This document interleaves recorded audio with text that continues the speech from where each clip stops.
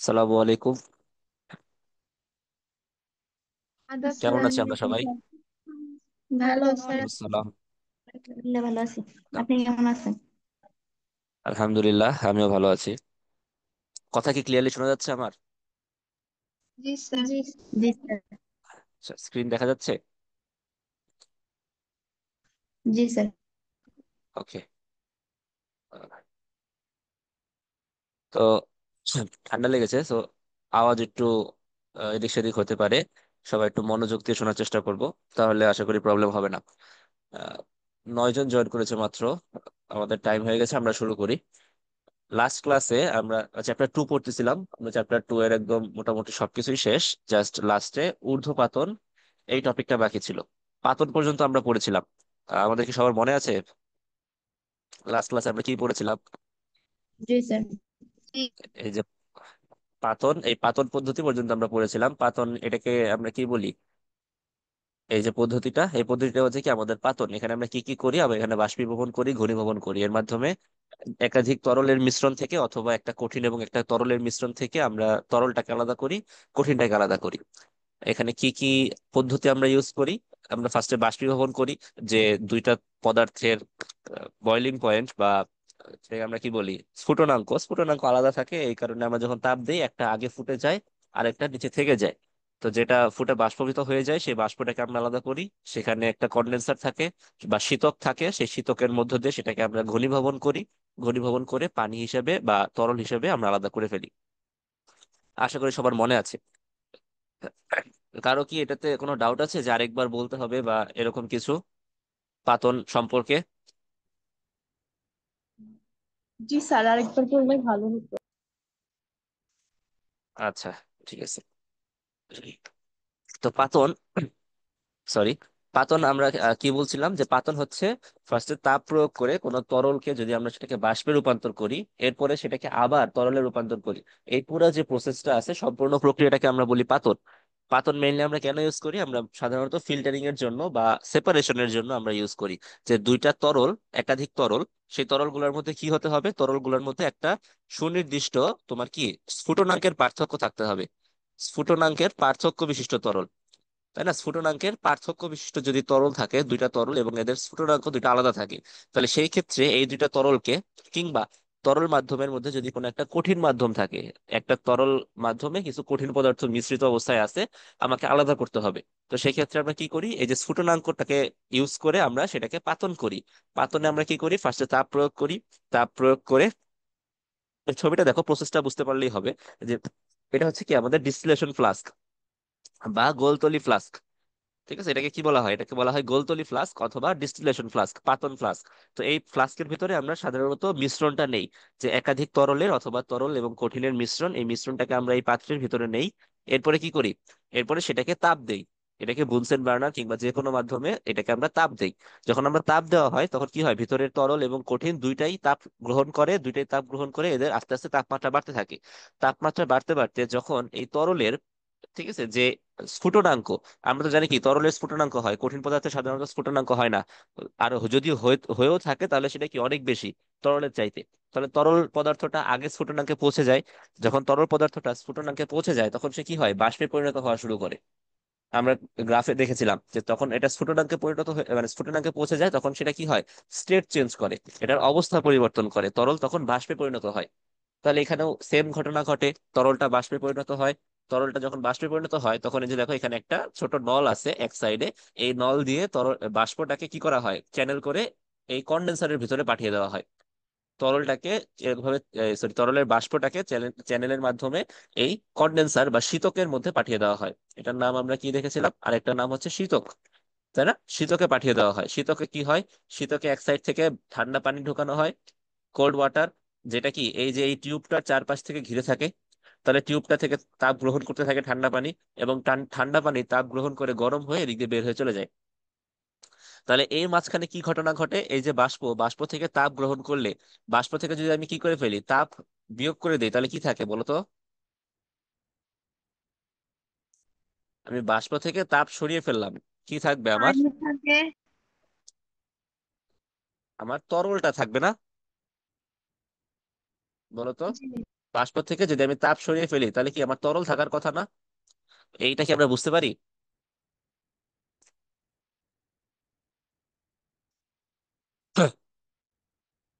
আহ কেউ কি এই লাইনটা বুঝতে পারছি আমরা, বাষ্প থেকে যদি আমি তাপ সরাই ফেলি সেটা যে তরলে পরিণত হয়?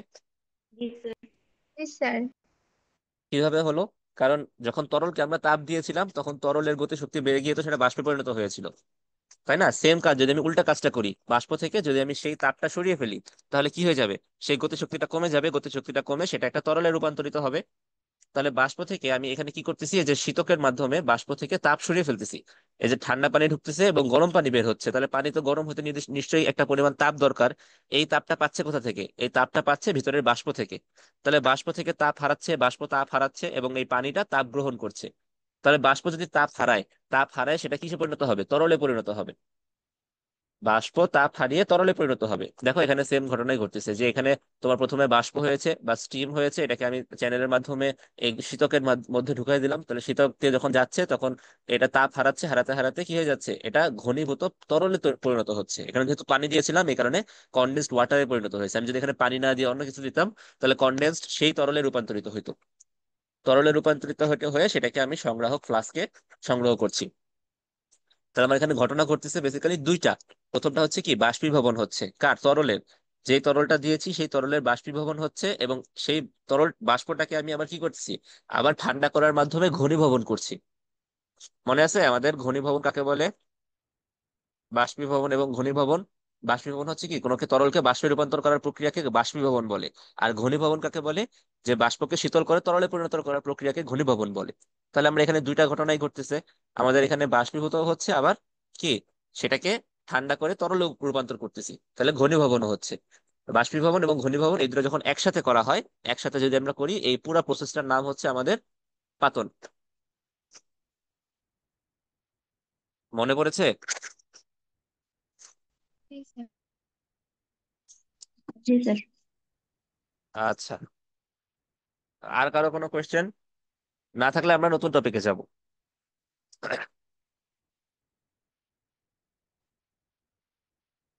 আশা করি নেই। তো এরপরে পরবর্তী যে টপিক আমাদের সেটা হচ্ছে ঊর্ধ্বপাতন। আমরা পাতন দেখলাম, এখন ঊর্ধ্বপাতন কি জিনিস। অলরেডি বইয়ে যদি আমরা রিডিং করে থাকি তাহলে ঊর্ধ্বপাতন কাকে বলে আমরা এটা জানার কথা। ঊর্ধ্বপাতন কাকে বলে দেখো তো এখানে লেখা আছে। নিহা, পড়ো দেখি। যে প্রক্রিয়ায় কোনো কঠিন পদার্থ তাপ প্রদান করলে সেগুলো তরলে পরিণত না হয়ে সরাসরি বাষ্পে পরিণত হয় সেই প্রক্রিয়াকে ঊর্ধ্বপাতন বলে। তাহলে এখানে আমরা কি দেখতে পারতেছি, যে যে প্রক্রিয়ায় কোন একটা কঠিন পদার্থকে, কাকে তাপ প্রয়োগ করতেছি, আমরা কঠিন পদার্থকে তাপ প্রয়োগ করছি, সেটা তরলে রূপান্তরিত না হয়ে সরাসরি বাষ্পে পরিণত হয়।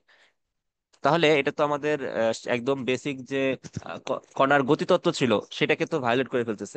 যে আমাদের কথা ছিল কি, যে প্রথমে কঠিন পদার্থকে আমরা তাপ দিলে সেটার গতিশক্তি বেড়ে যাবে, গতিশক্তি বেড়ে সেটা কি হবে, তরলে পরিণত হওয়ার কথা ছিল। আমরা এতদিন দেখে আসতেছি কঠিন পদার্থকে তাপ দিলে সেটা তরলে পরিণত হয়, কিন্তু এখন আবার হঠাৎ করে দেখতেছি যে না, এটা তরলে পরিণত না হয়ে কি হচ্ছে, এটা ডিরেক্টলি আমার বাষ্পে পরিণত হয়ে যাচ্ছে, সরাসরি বাষ্পে পরিণত হচ্ছে। তাহলে সমস্যাটা কোথায়? এটা কেন হয়? এটা কি কারো জানা আছে, বা কেউ কি আমরা জানি? ট্রাই করব।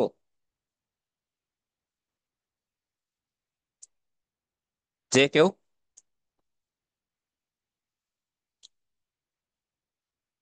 ভুল হলে অসুবিধা নাই। কেউ কি ট্রাই করতে পারি, কখন বাষ্পে পরিণত হয় কোন একটা পদার্থ, কখন বাষ্পে পরিণত হয়? যখন তাপ দেওয়া হয় সর্বোচ্চ থাকে তাপ দিলে। তাপ দিলে তাদের মধ্যবর্তী যে দূরত্বটা সর্বোচ্চ থাকে, কিংবা এদের মধ্যে গতিশক্তি সর্বোচ্চ থাকে, তাই না? তখনই তো সেটা কি এছাড়া হয়, অনেক কম থাকে। আণবিক আকর্ষণ শক্তিটা সেটা অনেক কম থাকে, তখনই সেটা বাষ্পে পরিণত হয়। তাহলে আমাদের এমন কিছু কঠিন পদার্থ আছে, যেই কঠিন পদার্থগুলোকে আমি যদি তাপ প্রদান করি, তাহলে এদের কঠিন পদার্থের কি যে তোমার অণুগুলা, সেই অণুগুলা কি তোমার একে অপরের সাথে আন্তঃআণবিক আকর্ষণ শক্তিতে আবদ্ধ, তাই না? এটা তো খুবই স্ট্রং আন্তঃআণবিক আকর্ষণ শক্তিতে তোমার আবদ্ধ থাকার কথা ছিল। এদের মধ্যে যে আন্তঃকণা আকর্ষণ শক্তি, এদের মধ্যে যে আন্তঃকণা আকর্ষণ শক্তি, সেই আকর্ষণ শক্তিটা অনেক বেশি হওয়ার কথা ছিল না কঠিন পদার্থের ক্ষেত্রে? কিন্তু কিছু কিছু কঠিন পদার্থ এমন আছে যে যাদের এই আন্তঃকণা আকর্ষণ শক্তি এটা অতটা স্ট্রং না, ততটা শক্তিশালী না। এদের আন্তঃকণা আকর্ষণ শক্তি আছে অবশ্যই, এই কারণে এরা কঠিন অবস্থায় থাকে। কিন্তু অন্যান্য পদার্থের তুলনায় এদের আন্তঃকণা আকর্ষণ শক্তিটা কিছুটা পরিমাণে কম থাকে, কিছুটা পরিমাণে কম থাকে। তাহলে সেটা কি, আমি যদি তাপ প্রদান করি তাহলে অল্প তাপেই এটা কি হয়, তোমার এদের ম্যাক্সিমাম গতি শক্তিতে মানে এটা গেইন করে ফেলে। এদের যতটুকু গতি শক্তি গেইন করা পসিবল বা অর্জন করা পসিবল, সেটা অল্প পরিমাণ তাপ দিলেই সেটা কি হয়ে যায়, ডিরেক্টলি সেই পরিমাণ শক্তি সে পেয়ে যায়। যেমন আমি একটা যদি উদাহরণ দিই, এটা হচ্ছে পদার্থ এক্স, ঠিক আছে, যে কোনো একটা পদার্থ এক্স, এটার তোমার মনে করো যে 200 কিলো জুল, সরি, এটার যে আন্তঃকণা আকর্ষণ শক্তি সেটা মনে করো 20 কিলো জুল। এটা আমি ধরলাম যে এটা আন্তঃকণা আকর্ষণ শক্তি, শক্তি তো কি আমরা জুল ইউনিটে প্রকাশ করি, তাই না, শক্তির ইউনিট কি জুল। তাহলে আমরা ধরলাম যে এটার আন্তঃকণা আকর্ষণ শক্তি হচ্ছে 20 কিলো জুল। আমি যদি একে 20 কিলো জুল দেই, তাহলে সে কি হয়ে যাবে, এদের মধ্যে যে আন্তঃকণা আকর্ষণ শক্তি সেই শক্তিটা ক্রস করে যাবে। তার মানে কি, এদের মধ্যে যে আকর্ষণ যে শক্তিটা ছিল সেই শক্তিটাকে কিন্তু ওভারকাম করে গেল। এখন কিন্তু তার মধ্যে আর আন্তঃকণা আকর্ষণ শক্তি থাকবে না। কারণ কি, আমি এক্সট্রা বাইরে থেকে 20 কিলো জুল তাপ দিয়ে ফেলছি, 20 কিলো জুল শক্তি তাকে দিয়ে ফেলেছি। তাহলে কি, এদের মধ্যে গতি শক্তি অনেক বেশি বেড়ে গেছে, দূরত্বটা অনেক বেশি বেড়ে গেছে।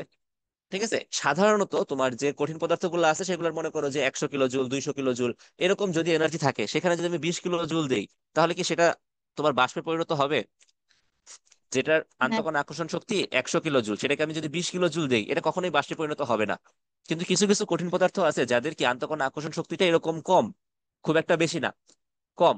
এদেরকে যদি আমি তাপ দেই, দেখা যায় কি একবারে ডিরেক্টলি এদের যতটুকু শক্তি সে গেইন করতে পারে সম্পূর্ণ শক্তি একবারে পেয়ে যায়।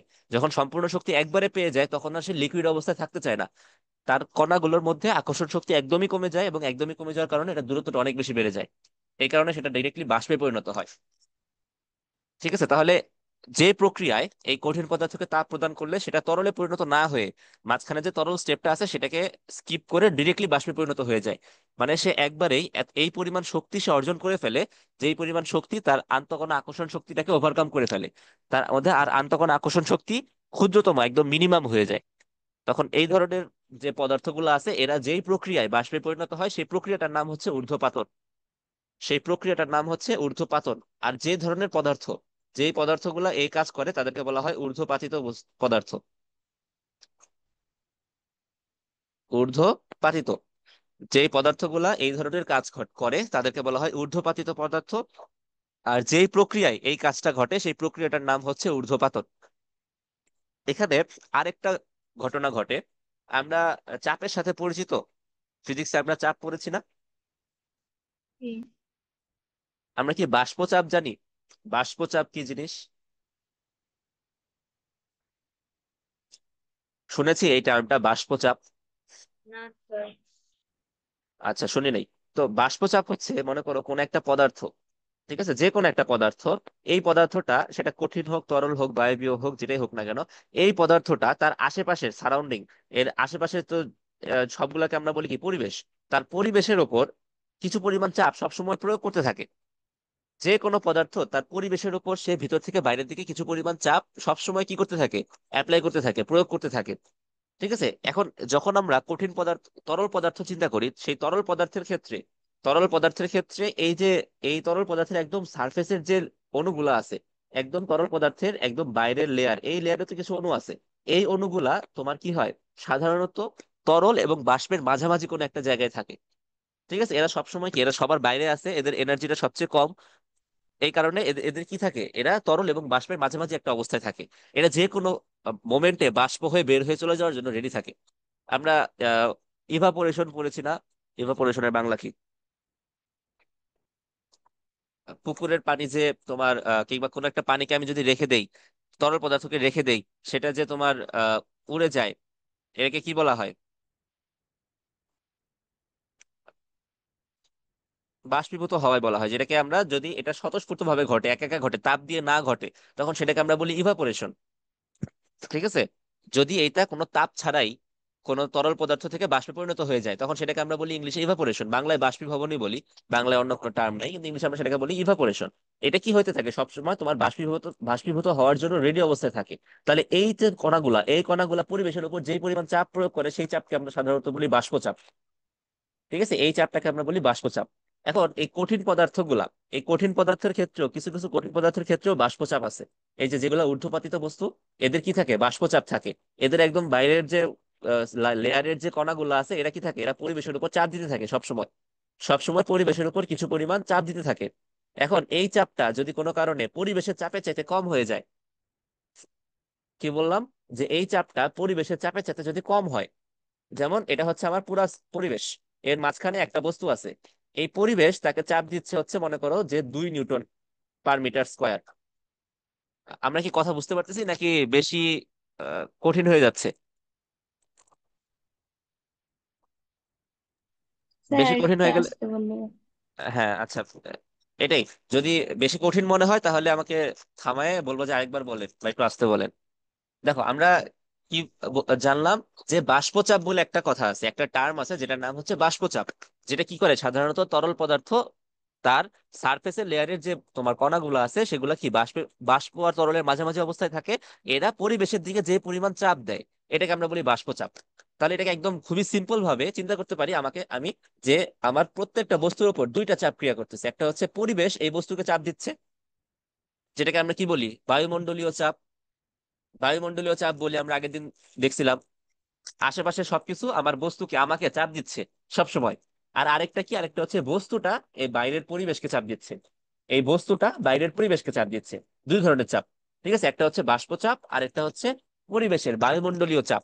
এখন কোনো কারণে এই বস্তু যদি বায়ুমণ্ডলের চাইতে বেশি চাপ দিয়ে ফেলে, বস্তু যদি বায়ুমণ্ডলের চাইতে বেশি চাপ দিয়ে ফেলে, কিংবা বায়ুমণ্ডল যদি বস্তুর চাইতে কম চাপ দেয়, তাহলে সেই ক্ষেত্রে কি হয়ে যাবে বলতো?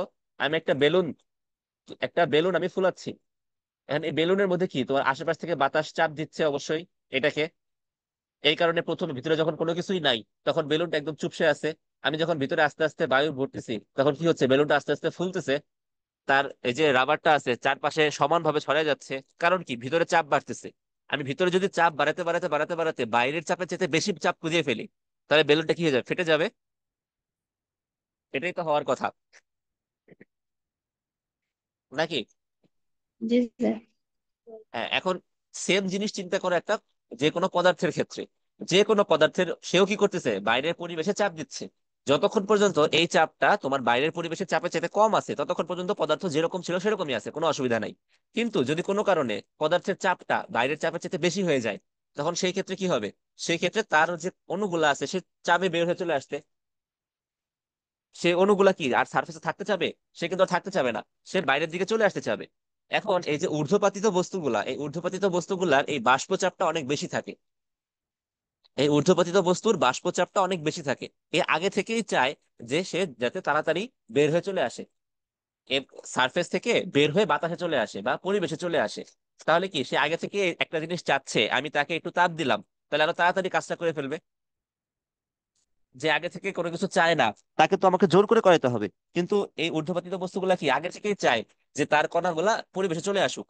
এখন একে যদি আমি অল্প পরিমাণ তাপই দেই, সে কি হয়ে যাবে, ডিরেক্টলি এই মাঝখানে তরল অবস্থাটাকে স্কিপ করে ডিরেক্টলি বাতাসে চলে আসবে। বাতাসে বলতে আমি বোঝাচ্ছি যে পরিবেশে চলে আসবে। এবং পরিবেশে যখন চলে আসবে তখন এর মধ্যবর্তী যে আকর্ষণ শক্তি, সেই আকর্ষণ শক্তিটা অনেক কমে যাবে, এবং অনেক কমে যাওয়ার কারণে সেটা হচ্ছে কি সরাসরি বাষ্পে পরিণত হয়ে যাবে। ঠিক আছে, এটা হচ্ছে আমাদের ঊর্ধ্বপাতন কেন হয় এটার অ্যান্সার। ঊর্ধ্বপাতনটা কেন হয়, এই প্রশ্নটার অ্যান্সার হচ্ছে আমরা এতক্ষণ যেটা দিলাম, যে যদি এদের আন্তঃআণবিক আন্তঃকণা আকর্ষণ শক্তি অনেক কম থাকে, কঠিন হওয়ার জন্য এনাফ, বাট খুব একটা বেশি না, খুব একটা বেশি না, কম পরিমাণে আছে, যদি এরকম হয় তাহলে সেটা ঊর্ধ্বপাতন ঘটবে। আবার যদি এটার বাষ্প চাপ অনেক বেশি থাকে, পরিবেশের চাইতে পরিবেশের উপর বেশি চাপ প্রদান করে, তাহলে এই ক্ষেত্রে কি ঘটবে, ঊর্ধ্বপাতন ঘটবে। তখন আর তরল পদার্থে পরিণত হবে না, ডিরেক্টলি কঠিন থেকে কি হয়ে যাবে, বাষ্পে পরিণত হয়ে যাবে।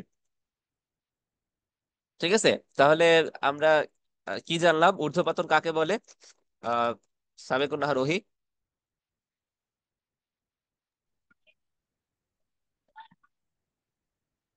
জি স্যার। হ্যাঁ, ঊর্ধ্বপাতন কাকে বলে আমরা মাত্র জানলাম। যে প্রক্রিয়া কোনো কঠিন পদার্থ তাপ প্রদান করলে সেটি সেটি সেটি সরাসরি ভাসে পরিণত হয় তাকে ঊর্ধ্বপাতন বলে। সেটা তরলে পরিণত না হয়ে সরাসরি বাষ্পে পরিণত হয়, সেটাকে আমরা কি বলি, সেটাকে আমরা ঊর্ধ্বপাতন। বলি ঊর্ধ্বপাতন। আর যে সকল পদার্থ এই ঊর্ধ্বপাতনটা ঘটায় তাদেরকে আমরা বলি ঊর্ধ্বপাতিত পদার্থ। তাহলে কিছু জি। ঊর্ধ্বপাতিত পদার্থের উদাহরণ দেখো, নিচে দেওয়া আছে, তোমাদের বইয়ে এই উদাহরণগুলো দেওয়া আছে। প্রথমটা হচ্ছে কি, নিশাদল। নিশাদল। বাংলা নাম নিশাদল। হ্যাঁ, বাংলা নাম হ্যাঁ। হচ্ছে নিশাদল, আর এটার রাসায়নিক নাম হচ্ছে কি? Ammonium chloride. অ্যামোনিয়াম এটা অ্যামোনিয়াম ক্লোরাইড। ক্লোরাইড। ইংলিশে লিখলে প্রবলেম আছে, বোঝা যাচ্ছে? দেখো তো। জি স্যার। এটা কি? নিশাদল, বাংলায় হচ্ছে নিশাদল, আর ইংলিশে আমরা এটাকে, মানে ইংলিশ না, রাসায়নিক নাম কি? এটা রাসায়নিক নাম হচ্ছে অ্যামোনিয়াম ক্লোরাইড। সংকেত কি? সংকেত হচ্ছে NH4Cl। NH4Cl বা অ্যামোনিয়াম ক্লোরাইড। Ammonium chloride. ঠিক আছে। এরপরেরটা আছে কি? কর্পূর। এরপরেরটা হচ্ছে কি? কর্পূর। অনেক শুনছি নাম। কর্পূর, এটা রাসায়নিক সংকেত কি দেখো, C10H16O। এটা রাসায়নিক নাম। মানে বিশাল বড় না, একটু বড় এবং কঠিন। এটা রাসায়নিক নাম আমাদের না জানলেও হবে, অসুবিধা নাই। রাসায়নিক নাম হচ্ছে বেনজাইল ডিন, বেনজাইলিডিন, বেনজাইলিডিন অ্যাসিটন। সো এটাকে আসলে মনে রাখার কোনো দরকার নাই, এটাকে আমরা কর্পূর হিসেবেই মনে রাখবো, বা C10H16O। ঠিক আছে, উদাহরণ অ্যাটলিস্ট তিনটা চারটা উদাহরণ এটার মনে রাখবো। কারণ ঊর্ধ্বপাতিত বস্তু, আয়োডিন কেন তোমার সরাসরি বাষ্পে পরিণত হয়, কিংবা কার্বন ডাই অক্সাইড কেন সরাসরি বাষ্পে পরিণত হয়, বা অ্যালুমিনিয়াম ক্লোরাইড কেন সরাসরি বাষ্পে পরিণত হয়, এই ধরনের প্রশ্ন 2 নম্বরের জন্য প্রায় আসে। ঠিক আছে, তো উদাহরণগুলো আমাকে মনে রাখতে হবে যে কোন কোন পদার্থ এটা ডিরেক্টলি তাপ প্রদান করলে তরলে পরিণত না হয়ে বাষ্পে পরিণত হয়ে যায়। এটা কি আমাদেরকে মনে রাখতে হবে। ঠিক আছে, তাহলে প্রথমটা হচ্ছে নিশাদল বা অ্যামোনিয়াম ক্লোরাইড। এরপর এটা হচ্ছে কর্পূর বা C10H16O। এরপর হচ্ছে কি? ন্যাপথলিন। ন্যাপথলিন আমরা সবাই চিনি, বাসায় ইউজ করে ন্যাপথলিন। সে ন্যাপথলিনের সংকেত কি? C10H8। C10H8। এরপরে হচ্ছে কঠিন carbon die oxide. Carbon die oxide CO2 হবে, এখানে C2O লেখা, CO2 হবে, সরি, CO2 বা কার্বন ডাই অক্সাইড। কঠিন কার্বন ডাই অক্সাইড, এটার একটা নাম আছে, জানি আমরা কেউ?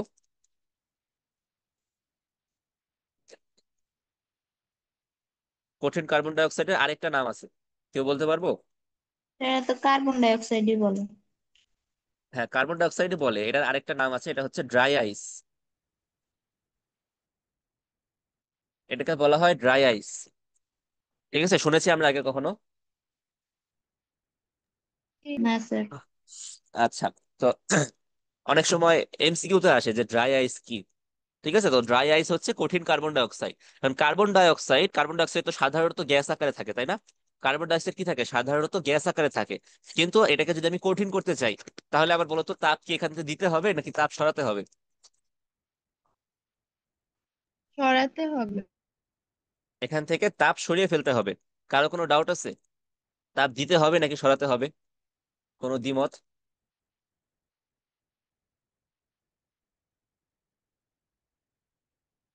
থাকার কথা না। কারণ কি?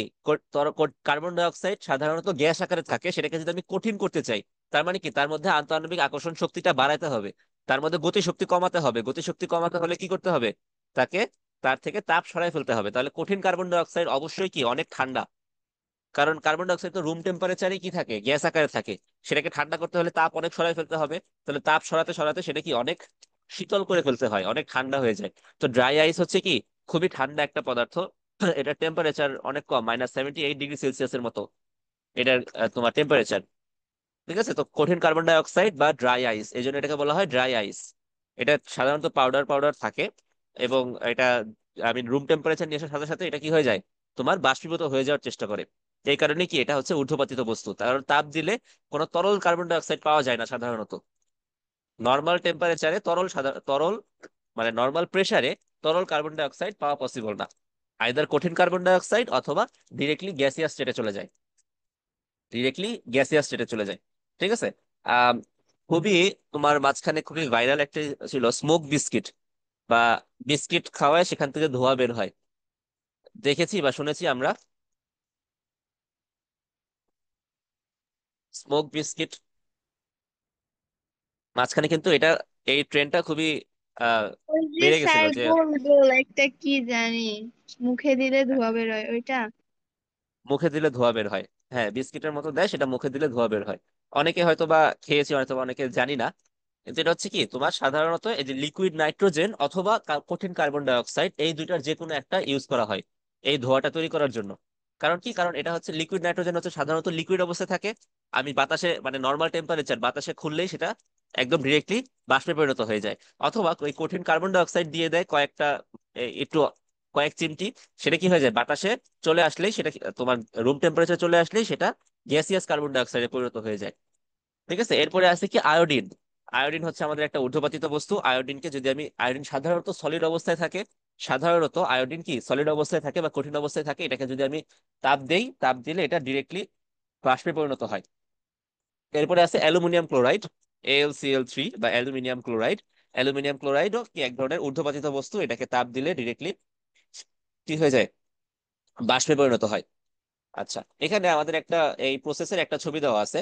দেখো এখানে কি বলছে, এখানে আমাদেরকে কি বলতেছে যে এটা একটা ট্রাইপড, যদিও দুইটা পা দেখা যাচ্ছে, এটা একটা ট্রাইপড।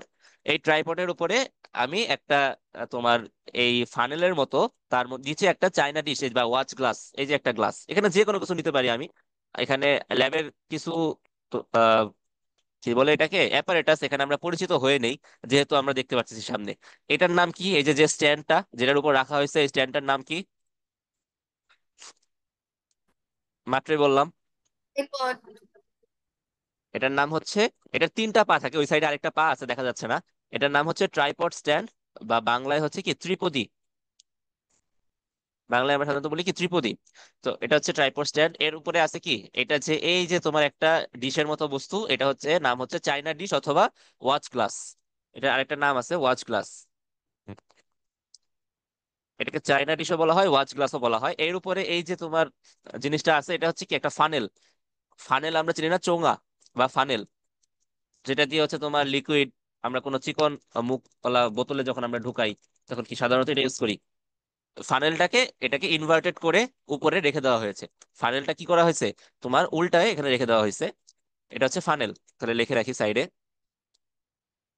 ফানেল বা চোঙা। এর উপর একটা কটন প্লাগ, একটা কিছু একটু তুলা, সেই তুলাটা সেটা ভিজিয়ে সেখানে দিয়ে রাখা হয়েছে যাতে বাষ্পটা বের হয়ে চলে না যায়। বাষ্পীভূত তো হবে, সেই বাষ্পটা যাতে বের হয়ে চলে না যায়, এই কারণে এটা হচ্ছে আমার এখানে তুলা দেওয়া আছে কিছু পরিমাণ। এরপরে ভিতরে দেখো অ্যামোনিয়াম ক্লোরাইড। অ্যামোনিয়াম ক্লোরাইড নাম কি ছিল, বাংলা নাম কি অ্যামোনিয়াম ক্লোরাইডের? নিষাদ নিষাদ নিষাদ নিশাদল।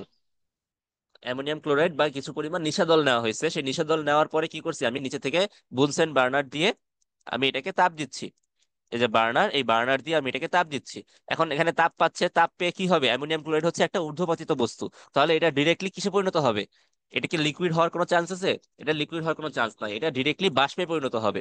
কারণ এটার এনার্জিটা অত বেশি না, এনার্জিটা কম, এই কারণে এটা ডিরেক্টলি বাষ্পে পরিণত হবে। এখন বাষ্পে পরিণত হয়ে বাষ্পটা যখন উড়ে যাচ্ছে, বাষ্পটা যাওয়ার সময় দেখো এই মুখটা কিন্তু সরু, এই মুখটা হচ্ছে সরু, আর এই মুখটা হচ্ছে কি তোমার একটু চওড়া। এখানে ডিস্টেন্স বেশি, এখানে ডিস্টেন্সটা কম, সরু আর চওড়া। ঠিক আছে, যদিও এই জিনিস আমরা এখনো পড়ি নাই। এটা একটা খুবই বিখ্যাত একটা থিওরেম আছে যে আমি যদি এরকম কোনো বাষ্পকে একটা চওড়া জায়গা থেকে সরু জায়গা দিয়ে যদি পাস করি, এটার কুলিং হয়, এটা ঠান্ডা হয়ে যায়, বস্তুটা ঠান্ডা হয়ে যায়। তাহলে এই জায়গায় দেখো এখানে জমাট বাঁধছে কিছু পরিমাণ, কিছু অ্যামোনিয়াম ক্লোরাইড এই জায়গাটাতে জমাট বেঁধেছে। তো এটা আমি এখনো জানি না যে কেন জমাট বাঁধলো। আমি আমি করলাম কি, আমি কিছু পরিমাণ বরফ নিয়ে আমি এখানে একটু ঘষে দিলাম, এই দুই সাইডে একটু বরফ ঘষে জায়গাটাকে ঠান্ডা করে দিলাম। আমি যদি জায়গাটাকে বরফ নিয়ে ঠান্ডা করে দেই, তখন সেটা কি দেখা যাবে, যে যে বাষ্পটা যাচ্ছে সেই বাষ্পটা আর একদম লাস্ট মাথা পর্যন্ত যাচ্ছে না, এখানে গিয়েই সে জমাট বেঁধে যাচ্ছে। কারণ অ্যামোনিয়াম ক্লোরাইড কি সাধারণত কঠিন পদার্থ, তাই না? কঠিন পদার্থ, সেটাকে আমি তাপ দিয়ে বাষ্পে রূপান্তর করেছি। আবার যখন এখানে বরফের সংস্পর্শে আসতেছে, ঠান্ডা হয়ে যাচ্ছে, তখন ঠান্ডা হয়ে আবার কঠিন পদার্থে রূপান্তরিত হচ্ছে। তাহলে এটা ছিল কি, কঠিন পদার্থ ছিল, এটাকে আমি তাপ দিয়ে ডিরেক্টলি বাষ্পে পরিণত করলাম। এই পদ্ধতিটার নাম হচ্ছে কি ঊর্ধ্বপাতন।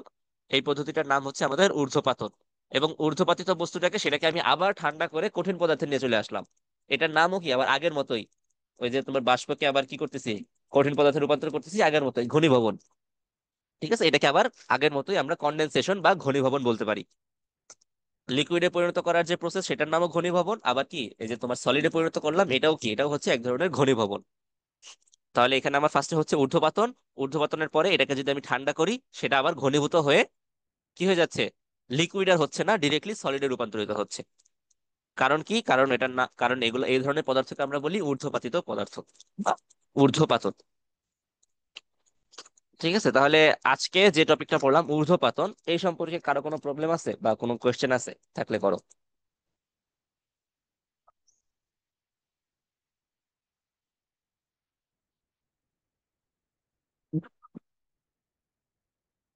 কারো কোনো কোয়েশ্চেন নাই? হ্যাঁ স্যার। সবাই কি বুঝে ফেলেছি নাকি কিছুই বুঝি নাই? প্রশ্ন না থাকার তো দুইটা মানে, একটা হচ্ছে আইদার কিছুই বুঝি নাই, নাহলে সব বুঝে ফেলছি। বুঝে ফেললে খুবই ভালো। যদি মনে হয় কিছুই বুঝি নাই তাহলে বলো, আরো একবার এটাকে রিপিট করবো আমরা। বুঝছি স্যার। ওকে। যদি আমরা বুঝে থাকি তাহলে এই ক্ষেত্রে আমাদের চ্যাপ্টারের সবগুলো টপিক মোটামুটি এখানেই শেষ। আমরা এখন চ্যাপ্টারের কিছু প্রবলেম আমরা সলভ করব, কিছু এমসিকিউ এবং কিছু সিকিউ আমরা সলভ করব বোর্ডে আসা। সবার সামনে কি খাতা কলম আছে? জি জি। স্যার। স্যার, আচ্ছা, তাহলে সবাই খাতা কলম বের করে ফেলো। যাদের সামনে নাই আর যাদের সামনে আছে খাতা কলম খুলো। প্রশ্ন যেগুলো স্ক্রিনে আসবে সেগুলো ফার্স্টে সবাই খাতায় লিখে ফেলবা। এমসিকিউ যেহেতু, এমসিকিউ লিখতে খুব বেশি সময় লাগবে না, কিন্তু সবাই খাতায় লিখবা। ঠিক আছে, এরপরে আমি র্যান্ডমলি জিজ্ঞেস করব, তখন অ্যান্সার দিবা। আগে কেউ অ্যান্সার দিবা না। তিনটা এমসিকিউ, এখানে কয়টা? তিনটা এমসিকিউ, তিনটা এমসিকিউ করতে সর্বোচ্চ 2 মিনিট সময় লাগবে। দেখো, প্রথমটা প্রশ্ন কি বলছে, গরম চা একটি কাপের মধ্যে রাখা হলে কি ধরনের পরিবর্তন ঘটে। এরপরে হচ্ছে, পানির বাষ্প যখন তরলে পরিণত হয় তখন কণাগুলোর কি হয়। পানির বাষ্প। এগুলো কিন্তু আমার বানানো এমসিকিউ না, ম্যাক্সিমাম গুলোই বোর্ডে আসছে অথবা তোমার কোনো স্কুলের টেস্ট পরীক্ষায় আসছে। ঠিক আছে, সো এগুলা খুবই ইম্পর্টেন্ট এমসিকিউ। পানির বাষ্প যখন তরলে রূপান্তরিত হয় তখন কণাগুলোর কি ঘটে, কণাগুলোর ক্ষেত্রে কোন ঘটনাটা ঘটে। এরপরে 3 নাম্বার একটা চিত্র দেওয়া আছে, দেখো চিত্রটা ইংলিশে দেওয়া আছে যদিও। এখানে কি বলছে, heating curve of unknown Z solid matter. Heating curve মানে কি? হিটিং কার্ভ বা কুলিং কার্ভ হচ্ছে আমরা যে গ্রাফটা পড়েছিলাম, শীতলীকরণের গ্রাফ অথবা তাপ প্রদানের গ্রাফ, সেম জিনিস। যদি হিটিং কার্ভ তাহলে সেটা হচ্ছে তাপ প্রদানের কার্ভ বা গ্রাফ, আর যদি কুলিং কার্ভ হইতো সেই কুলিং কার্ভটা হচ্ছে আমার শীতলীকরণের গ্রাফ। এই এক্স অক্ষ বরাবর এদিকে সময় যাচ্ছে, আর ওয়াই অক্ষ বরাবর তার টেম্পারেচার যাচ্ছে। ঠিক আছে, এখান থেকে কি কি বোঝা যায়? 3টা অপশন দেওয়া আছে, কোনটা সঠিক?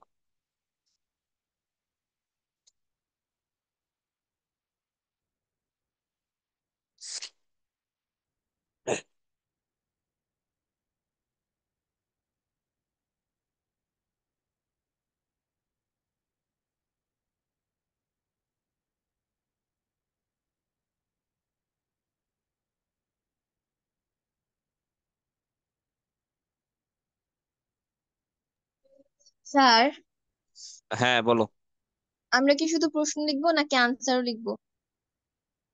অবশ্যই আনসার লিখবা, তারপরে লাস্ট যখন জিজ্ঞেস করা হবে তখন অ্যান্সারটা বলবা, প্রশ্ন তো বলা দরকার নেই। আর প্রশ্ন লেখারও দরকার নেই, তুমি জাস্ট অ্যান্সারটা লেখো। এমসিকিউ তে প্রশ্ন লেখা দরকার নেই, শুধুমাত্র অ্যান্সারটা লেখো। আর যদি ভুল হয় সেই ক্ষেত্রে তুলে রাখবা, যেটা ভুল হয়েছে সেটা তুলবা, শুধু জাস্ট প্রশ্ন লেখা দরকার নেই। কারণ এই স্লাইড তো তোমাদেরকে দিয়ে দিব, তো প্রশ্ন পরে দেখতে পারবা, অসুবিধা নেই। আচ্ছা, তাহলে ফার্স্ট কোশ্চেন, সিথি, প্রথমটা। স্যার, বাষ্পীভবন। গরম চা কাপের মধ্যে রাখা হলে কোন ধরনের পরিবর্তন ঘটে? বাষ্পীভবন। বাকিরা সবাই কি একমত এটা কি বাষ্পীভবন হবে? জি। জি স্যার। হ্যাঁ, কারণ কি পরেরটার নাম হচ্ছে কি সাবলিমেশন। সাবলিমেশনের অর্থ কি জানি আমি, সাবলিমেশনের বাংলা কি? না স্যার। স্যার। ঊর্ধ্বপাতন। সাবলিমেশনের বাংলা হচ্ছে ঊর্ধ্বপাতন। ঠিক আছে, ঊর্ধ্বপাতনের ইংলিশ হচ্ছে সাবলিমেশন। আর এফিউশন হচ্ছে নিঃসরণ। নিঃসরণ।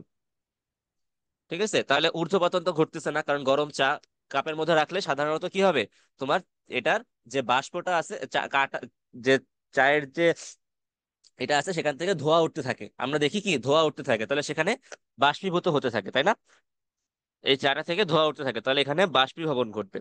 আচ্ছা, এরপরে তোমার পানি বাষ্প যখন তরলে রূপান্তরিত হয় তখন কণাগুলোর আকার কি হয়? শোভা।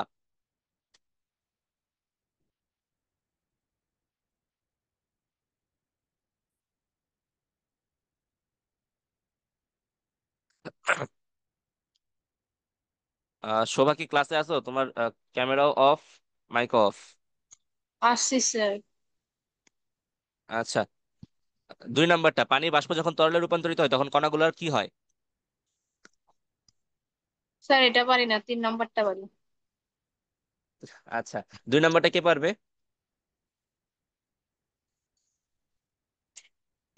হ্যাঁ, বন্নি দাস। স্যার ডি হবে উত্তর। তাপশক্তি চারপাশে নির্গত। তাপ শক্তি চারপাশে নির্গত হয়। কেন তাপ শক্তি চারপাশে নির্গত হয়?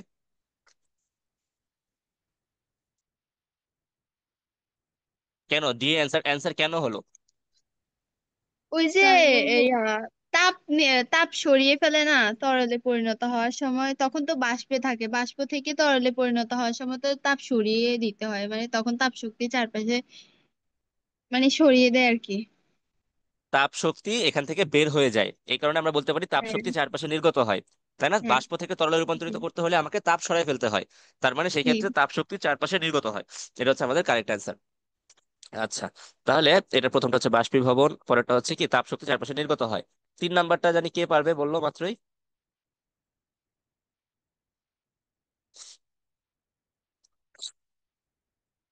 আগেরটা কাকে ধরছিলাম? শোভা। হ্যাঁ, 3 নাম্বারটা বলো কি হবে।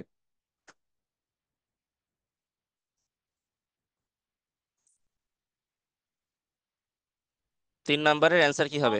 ক নাম্বার? 1 ও 3। 1 ও 3। আচ্ছা, কেন 1 ও 3?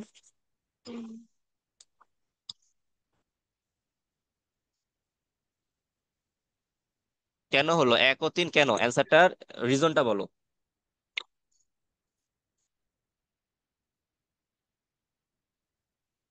বলতে পারবো না। আচ্ছা, ফাতিহা মাহমুদ, এটা কেন 1 ও 3 হবে? তো এটা তো তিনটাই হবে। তিনটাই হবে? হ্যাঁ। আচ্ছা, আর কারো মনে হচ্ছে তিনটাই হবে? হ্যাঁ না স্যার, স্যার। 3টেই হবে। জি না স্যার। আচ্ছা, না এটা স্যার। 3টা হবে না, এটা 1 ও 3 হবে। কারণ কি দেখো, কি বলতেছে যে এই এ বি, প্রথমে 3 নাম্বার থেকে আসি, এ বি ও সিডি রেখাগুলো গলনাঙ্ক ও স্ফুটনাঙ্ক নির্দেশ করে। অবশ্যই, কারণ এখানে আমি দেখতেছি জেড হচ্ছে একটা সলিড বা কঠিন পদার্থ। তাহলে কঠিন পদার্থ তাপ গ্রহণ করতে করতে যখন এরকম স্ট্রেট লাইন চলে আসে, তখন আমরা বুঝি যে সেটা কি অবস্থা পরিবর্তন হচ্ছে। তাহলে কঠিন পদার্থের প্রথম অবস্থা পরিবর্তন হয়ে কি হয়? প্রথমে অবস্থা পরিবর্তন হয়, সেটা তরলে রূপান্তরিত হয়। তাই না? তাহলে এখানে কঠিন থেকে তরলে রূপান্তরিত যে টেম্পারেচারে হয়, সেই টেম্পারেচারকে আমরা বলি গলনাঙ্ক। সেই টেম্পারেচার বা সেই তাপমাত্রাটাকে আমরা বলি গলনাঙ্ক। আবার দেখো, গলনাঙ্ক স্যার, এই যখন পদার্থটাকে রিচ হয়ে অবস্থা গেছে পরিবর্তন সূত্রতাপ গ্রহণ করে। হ্যাঁ, হ্যাঁ, এই পদার্থটা যখন মানে অবস্থার পরিবর্তন করে তখন কি এটা সূত্রতাপ গ্রহণ করে? হ্যাঁ, এটা সুপ্ত তাপ গ্রহণ করে। সঠিক, সুপ্ত তাপের সমপরিমাণ তাপ সে গ্রহণ করে। এই কারণে তার হচ্ছে কি টেম্পারেচার আর বৃদ্ধি পায় না। কারণ টেম্পারেচার বৃদ্ধি পাওয়ার জন্য আমাদের হচ্ছে কি তোমার সেন্সিবল হিট বা ইন্দ্রিয় গ্রাহ্য যে তাপ, সেটাকে বাড়তে হয়, সেটা তো বাড়ে না সেই জায়গায়, সুপ্ত তাপ এখানে গ্রহণ করে। এরপরে বি থেকে সি তে আবার টেম্পারেচার বৃদ্ধি পাচ্ছে, বৃদ্ধি পাওয়ার পরে সি থেকে ডি তে দেখো আরেকটা স্ট্রেট লাইন আমি পেয়ে গেছি। আরেকটা স্ট্রেট লাইন যদি পেয়ে যাই, তার মানে কি এটা হচ্ছে আরেকবার অবস্থা পরিবর্তন করতেছে, এখানে আবার সুপ্ত তাপ গ্রহণ করে আবার অবস্থা পরিবর্তন করতেছে। তাহলে তরলে আছে, তরল থেকে যখন বাষ্পে রূপান্তরিত হবে, তরল থেকে বাষ্পে রূপান্তরিত হওয়ার সময় কি হবে, সেটা হচ্ছে তার স্ফুটনাঙ্ক নির্দেশ করবে। তার স্ফুটনাঙ্ক নির্দেশ করবে। তাহলে এ বি এবং সিডি রেখাটা গলনাঙ্ক স্ফুটনাঙ্ক নির্দেশ করতেছে। আর জেড দেখো গলনাঙ্ক কত ডিগ্রি সেলসিয়াস, এই যে টেম্পারেচার এখানে দেখতেছি আমি 54-তে, তাহলে জেড এর গলনাঙ্ক 54 ডিগ্রি সেলসিয়াস, কোনো সন্দেহ নাই। এবং জেড হচ্ছে একটা উদ্বায়ী পদার্থ বা উদ্বায়ী পদার্থ। উদ্বায়ী পদার্থ কোনটা? উদ্বায়ী পদার্থ হচ্ছে যেগুলো ঊর্ধ্বপাতন ঘটে। ঠিক আছে, আমরা বলছিলাম ঊর্ধ্বপাতিত পদার্থ, সেটা আরেকটা নাম হচ্ছে উদ্বায়ী পদার্থ। তো উদ্বায়ী পদার্থ কোনটা? যেটার ঊর্ধ্বপাতন ঘটে, মানে যেটার কোনো তরল স্টেট নাই। যেটার কোনো তরল স্টেট নাই। তাহলে আমি এখানে দেখতেছি যে এটার একটা তরল স্টেট আছে, যে এই পরিমাণ অবস্থায়, এই বি থেকে শুরু করে সি পর্যন্ত সে কি আছে, তরল অবস্থায় আছে। সে সম্পূর্ণটা তরল অবস্থায় আছে, তাহলে তো জেড অবশ্যই একটা উদ্বায়ী পদার্থ না, কারণ তার তরল অবস্থা আছে। এই কারণে সে আর এই বি নাম্বারটা অ্যান্সার হবে না। এর উদ্বায়ীর ইংলিশ হচ্ছে ভোলাটাইল। হ্যাঁ, ফাতিহা। স্যার, উদ্বায়ী পদার্থ যদি ঊর্ধ্বপাতিত পদার্থ হয় তাহলে অনুদ্বায়ী পদার্থ কি পদার্থ? তোমার প্রশ্নটা আমি বুঝি নাই এক্স্যাক্টলি। মানে পদার্থ উদ্বায়ী পদার্থ একটা এক ধরনের আছে, আবার অনুদ্বায়ী পদার্থ একটা আছে না? হ্যাঁ, তো ওইটা কি? উদ্বায়ী হচ্ছে যেটা ঊর্ধ্বপাতিত হয়, আর যেটা আহ, অনুদ্বায়ী পদার্থ সেটা কি হয়? যেটা অনুদ্বায়ী সেটা হচ্ছে তোমার ডিরেক্টলি বাষ্পে পরিণত হয় না। উদ্বায়ী হচ্ছে যেটা উড়ে যেতে পারে। ঠিক আছে, উদ্বায়ী হচ্ছে যেটা উড়ে যায়। এটাকে আমরা সাধারণত বলি ভোলাটাইল। এখন শুধুমাত্র ঊর্ধ্বপাতিত বস্তুগুলাই উদ্বায়ী না, অনেক কিছুই হতে পারে উদ্বায়ী। অনেক কিছুই উদ্বায়ী হতে পারে, কিন্তু ঊর্ধ্বপাতিত বস্তুগুলাই হচ্ছে এক ধরনের উদ্বায়ী পদার্থ। উদ্বায়ী হচ্ছে যেগুলোকে যদি আমি রেখে দেই সেটা উড়ে যাবে। এখন উড়ে যাবে কখন? যখন সেটার কি হয়ে যাবে, গ্যাসে পরিণত হয়ে যাবে বা বাষ্পে পরিণত হয়ে যাবে। যখন সেটা বাষ্পে পরিণত হয়ে যাবে তখনই কি সেটা উদ্বায়ী পদার্থ বলবো আমরা। তাই না? তাহলে ঊর্ধ্বপাতিত পদার্থগুলা এক ধরনের কি উদ্বায়ী পদার্থ। শুধুমাত্র ঊর্ধ্বপাতিত বস্তুগুলার নামই যে উদ্বায়ী পদার্থ এরকম না, এছাড়া অনেক কিছু আছে উদ্বায়ী পদার্থ যাদেরকে রেখে দিলে তারা উড়ে চলে যায়। এগুলোকে আমরা সাধারণত বলি উদ্বায়ী পদার্থ, ঠিক আছে, বা ভোলাটাইল। যেমন পটাশিয়াম পারম্যাঙ্গানেট, কিংবা তোমার কিছু কিছু পরিমাণ অ্যালকোহল, এরা যদি আমি রেখে দিই, রুম টেম্পারেচার রেখে দিলেও সেটা উড়ে চলে যায়। এগুলো সবই উদ্বায়ী পদার্থ। আর ঊর্ধ্বপাতিত বস্তু হচ্ছে একটা বিশেষ ধরনের উদ্বায়ী পদার্থ, যাদেরকে আমি যদি কিছু পরিমাণ তাপ দিই সেটা উড়ে চলে যায় ডিরেক্টলি, তরল হয় না। বুঝে গেছে? তাহলে অনুদ্বায়ী কারা? যারা রেখে দিলে এটা উড়ে চলে যাবে না, রেখে দিলে সেটাকে তাপ দিতে দিতে ফার্স্টে তরল করতে হবে, তরল করার পরে সেটাকে বাষ্পে পরিণত করতে হবে। বুঝতে পারছি? জি স্যার। ওকে।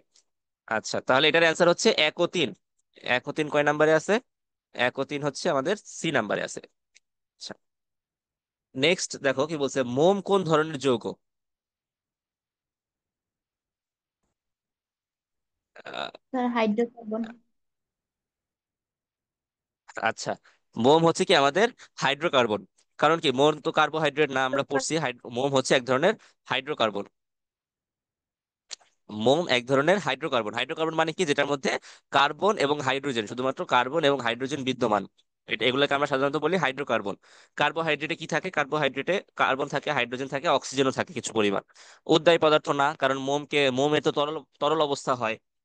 মোমকে রেখে দিলে সেটা উড়ে চলে যাবে না। আর মোমকে ডিরেক্টলি ঊর্ধ্বপাতনও করা পসিবল না, কারণ মোম ফার্স্টে তরল হয়, তরলের পরে বাষ্প হয়। আবার কি মৌলিক পদার্থ না, কারণ মোমের মধ্যে একের অধিক মৌল আছে, এই কারণে এটা মৌলিক পদার্থও না। তাহলে এটা কি একটা যৌগ, এবং এই যৌগটার নাম হচ্ছে কি হাইড্রোকার্বন। আচ্ছা, 14 নাম্বার দেখো কি বলছে, যে কোনটির বিহরণ হার? এটা কি ব্যাপন হার? আগে হয়তো বা ল্যাঙ্গুয়েজ অন্যরকম ছিল। ব্যাপন হার, নিচের কোনটির ব্যাপন হার বেশি? ব্যাপন হার কম বেশি এটা আমরা কিভাবে বুঝি? আণবিক ভর দ্বারা। আণবিক ভর দ্বারা। তাহলে এইগুলোর মধ্যে সিদ্ধাতুল মুনতাহা কোনটার ব্যাপন হার সবচেয়ে বেশি হবে? Sir H2। H2। কারণ কি? আর H2 এর আণবিক ভর অনেক কম। H2 এর আণবিক ভর আণবিক হচ্ছে ভর 2। দুই। এটার যার আণবিক আণবিক ভর হচ্ছে, এখন হার বেশি। 2। এখানে H2 এর আণবিক ভর হচ্ছে 2। HCl এর আণবিক ভর হচ্ছে হাইড্রোজেনের জন্য 1, আর ক্লোরিনের জন্য 35.5, যোগ করো 36.5। অ্যামোনিয়ার জন্য কত? নাইট্রোজেনের হচ্ছে 14, আর তিনটা তাহলে হচ্ছে 17।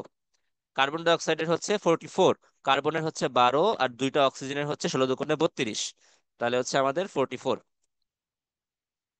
ঠিক আছে, তাহলে সবচেয়ে বেশি আণবিক ভর কার? সবচেয়ে বেশি আণবিক ভর হচ্ছে কার্বন ডাই অক্সাইড, তাহলে এটার ব্যাপন হার সবচেয়ে কম। তারপরেরটা হচ্ছে কি 36.5 বা HCl, এরপরের ব্যাপন হার হচ্ছে এটার বেশি। তার চাইতে বেশি হচ্ছে অ্যামোনিয়ার 17, এবং সবচেয়ে বেশি হচ্ছে কি হাইড্রোজেনের, কারণ 2। ঠিক আছে, এটার নাম কি? NH3 এর নাম কি? Ammonium hydroxide. এটার নাম হচ্ছে অ্যামোনিয়া। এটার নাম হচ্ছে কি অ্যামোনিয়া। আচ্ছা, এরপরে নাম্বার 15, সরু নল দিয়ে উচ্চচাপ থেকে নিম্নচাপে গ্যাস প্রবেশের প্রক্রিয়াটিকে কি বলা হয়? আহ অ্যাফিউশন। কি? ডি ইফিউশন, বা বাংলায় হচ্ছে কি আমাদের নিঃসরণ। সবাইকে একসাথে বলতে না করছি, কি নিঃসরণ বা ইফিউশন। ঠিক আছে, এটা হচ্ছে কি ব্যাপন বা ডিফিউশন, এটা হবে না। বাষ্পীভবন তো না, পাতন অবশ্যই না, তাহলে বাকি থাকলো কি ইফিউশন বা নিঃসরণ। তাহলে বাংলায় থাকুক ইংলিশে থাকুক আমাদের প্রবলেম হওয়ার কথা না। নিচের কোন মৌলকে পাতন করা যায়? আচ্ছা, পাতন কাকে করা যায়? সরি, এখানে পাতন হবে না, এটা হচ্ছে ঊর্ধ্বপাতন করা যায়। এটা হচ্ছে ঊর্ধ্বপাতন আয়োডিন করা যায়। হবে। আয়োডিন। অ্যান্সার কি হবে? অ্যান্সার স্যার হবে একজন আয়োডিন। একজন করে জিজ্ঞেস। অ্যান্সার হচ্ছে আয়োডিন। সবাইকে একসাথে বলতে না করছি, যাকে বলবো সে অ্যান্সার দিবা শুধু। ঠিক আছে, তাহলে আয়োডিনকে এখানে ঊর্ধ্বপাতন করা যায়, বাকি কাউকে ঊর্ধ্বপাতন করা যায় না। কারণ কি? কারণ হচ্ছে তোমার এই ফ্লোরিন, এটার কারণটাও একটু জেনে রাখি আমরা। ফ্লোরিন ফ্লোরিন হচ্ছে সাধারণত রুম টেম্পারেচারে লিকুইড গ্যাসিয়াস অবস্থায় থাকে। সে আগে থেকে গ্যাসিয়াস অবস্থায় আছে, এটাকে আর কি করা যায় না, তোমার ঊর্ধ্বপাতন করা সম্ভব না। ক্লোরিন এটাও গ্যাসিয়াস অবস্থায় থাকে। ব্রোমিন এটা লিকুইড অবস্থায় থাকে, এটা লিকুইড অবস্থায় থাকে। ঠিক আছে, তাহলে তো এটাকে ঊর্ধ্বপাতন করার কোনো সম্ভাবনা নাই। আচ্ছা, নিচের কোন মৌলিক গ্যাসের বিশরণ হার সর্বাধিক? এটা তো আমাদের অ্যান্সার দেওয়ার কোনো দরকার নাই, কারণ আমরা জানি হাইড্রোজেনের নিঃসরণ এই কি বলে, নাম কি এটার? আণবিক ভর সবচেয়ে কম। তাহলে এটা চোখ বন্ধ করে হাইড্রোজেন হবে, কারণ অক্সিজেনের আণবিক ভর কত? হামিমা, বাকিগুলোর আণবিক ভরগুলো বলো তো, হাইড্রোজেন বাদে।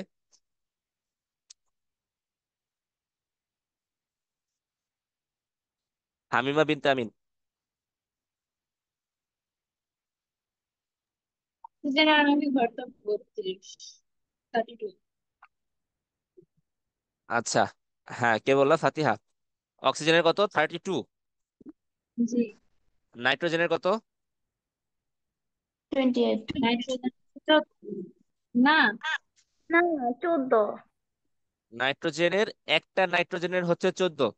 নাইট্রোজেন সিঙ্গেল যে 28। মলিকুল সেটা হচ্ছে 14, তাহলে N2 আছে, N2 হচ্ছে 28। আর 28, ক্লোরিনের? 28 হবে। ক্লোরিনের 71। 71, কারণ একটার হচ্ছে 35.5, তাহলে দুইটা ক্লোরিন আছে ক্লোরিন গ্যাসে, এই জন্য 71। আর হাইড্রোজেনের তো কত? 2।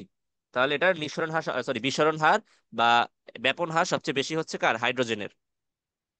আচ্ছা, এরপরে দেখো, এটা সেম একই রকম কোশ্চেন, এখানে নতুন দুইটা নতুন কয়েকটা যৌগ আছে, সেগুলোর আণবিক ভর আমরা বের করে ফেলি। বন্নি দাস, আণবিক ভর জি বাকিগুলা স্যার। সবগুলার বলে ফেলো তো। প্রথমটার হলো 14 গুণ 1 যোগ 3, সরি সরি, 14 যোগ 1 গুণ 3, এটা 17। আচ্ছা, তারপর? তারপরে তারপরে হলো 14 যোগ 16 গুণ 2, 32 আর 14 কত হয়? 46। আচ্ছা, তারপরে তারপর 1 গুণ 2। সালফারের হচ্ছে 32, আহ তাহলে ভুলে গেছি। তাহলে 34। জি, 32 + 16 গুণ 2, 64। তাহলে সবচেয়ে বেশি কার হবে ব্যাপন হার? ওই NH3 মানে অ্যামোনিয়া গ্যাসের। অ্যামোনিয়া গ্যাসের ব্যাপন হার হবে সবচেয়ে বেশি, ঠিক আছে, কারণ জি। বাকিগুলোর অনেক বেশি আণবিক ভর। আচ্ছা, এরপরে খুবই সিম্পল একটা কোশ্চেন, যে কি পারদ কোন অবস্থায় থাকে? তরল পারদ অবস্থায়। কোন অবস্থায়? কোন অবস্থায়? পারদ স্যার কোন অবস্থায় থাকে? তরল তরল অবস্থায় থাকে। অবস্থায়। তরল অবস্থায়। ঠিক আছে, আর কারো কোনো তাহলে দ্বিমত নাই? সবাই বলতেছো পারদ তরল অবস্থায় থাকে। আচ্ছা, আমি এখানে কিভাবে বুঝলাম যে পারদ যে আমার তরল অবস্থায় আছে? কঠিন অবস্থায় থাকে না, আমরা যখন জ্বর মাপি তখন ওটা গলে, এর আগে তো কঠিন অবস্থা থাকে না। না, পারদ হচ্ছে এমন একটা পদার্থ যেটা রুম টেম্পারেচারেই তরল অবস্থায় থাকে। রুম টেম্পারেচার কি বা কক্ষ তাপমাত্রা কি? কক্ষ তাপমাত্রা আমরা জানি। পঁচিশ কক্ষ ডিগ্রি তাপমাত্রা কত? 25 ডিগ্রি সেলসিয়াস। অ্যাবাউট। কক্ষ তাপমাত্রা হচ্ছে আমাদের 25 ডিগ্রি সেলসিয়াস তাপমাত্রা, এটা হচ্ছে কক্ষ তাপমাত্রা। আমাকে এখানে কোনো স্পেসিফাই করে দেয় নাই যে কত ডিগ্রি সেলসিয়াসে পারদ কোন অবস্থায় থাকে। যদি আমাকে স্পেসিফাই করে না দেয়, তাহলে আমি ধরে নিব এটা কক্ষ তাপমাত্রায় আছে। আমি এটা ধরে নিব কি কক্ষ তাপমাত্রায় আছে, তাহলে কক্ষ তাপমাত্রা 25 ডিগ্রি সেলসিয়াসে পারদ হচ্ছে তোমার তরল অবস্থায় থাকে। ঠিক আছে, আমরা যে থার্মোমিটারের ভিতরে পারদটা দেখি, সেই পারদ অলরেডি তরল অবস্থায় আছে, সেই পারদটা অলরেডি তরল অবস্থাতেই থাকে। ঠিক আছে, এটা কঠিন অবস্থায় থাকে না। কঠিন অবস্থায় থাকতে হলে রুম টেম্পারেচারের সাথে কমাইতে হয়, টেম্পারেচার অনেক কমাইতে হয় আরো। আচ্ছা, এরপরে তোমার ব্যাপন এবং নিঃসরণ এই দুইটা কি দ্বারা প্রভাবিত হয়? এরা কি দ্বারা প্রভাবিত হয়? প্রথমটা হচ্ছে কি ভর ও অসমোসিস। অসমোসিস আমরা কি জানি? মিশ্র বল। বায়োলজিতে আমরা পড়ছি না অসমোসিস? হ্যাঁ, ক্লাস 8 পড়ছি।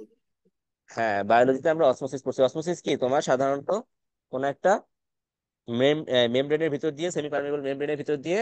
অর্ধবাধ্য পদার্থের ভিতর দিয়ে কম ঘনত্ব, মানে কম ঘনত্ব তো হ্যাঁ, না, বেশি ঘনত্ব তরলে কম ঘনত্ব তরলের দিকে দ্রবীভূত হওয়ার প্রক্রিয়াকে অভিসরণ বলে। বেশি ঘনত্ব থেকে কম ঘনত্ব, না কম ঘনত্ব থেকে বেশি ঘনত্ব? তার বেশি ঘনত্বতে কম ঘনত্ব হলে ওটা তো হচ্ছে ব্যাপন। না আচ্ছা, স্যার। আচ্ছা, তাহলে উল্টো হবে, কম ঘনত্ব থেকে বেশি ঘনত্ব। অসমোসিসে সাধারণত কি ঘটে?